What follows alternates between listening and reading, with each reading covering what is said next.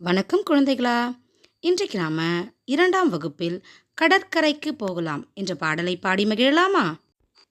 கடற்கரைக்கு கடற்கரைக்கு போகலாம், மணலில் வீடு கட்டலாம், கிழிஞ்ச சங்கு பொறுக்கலாம், கட்டும் வீட்டில் ஒட்டலாம், பந்தை தட்டி அடிக்கலாம், நண்டை துரத்தி ஓடலாம், பட்டம் விட்டு பார்க்கலாம், குட்டி கரணம் போடலாம், ஈர மணலில் எழுதலாம், அழிக்கும் மலையை துரத்தலாம், துள்ளி குதிக்கலாம், தண்ணீரிலே நனையலாம்.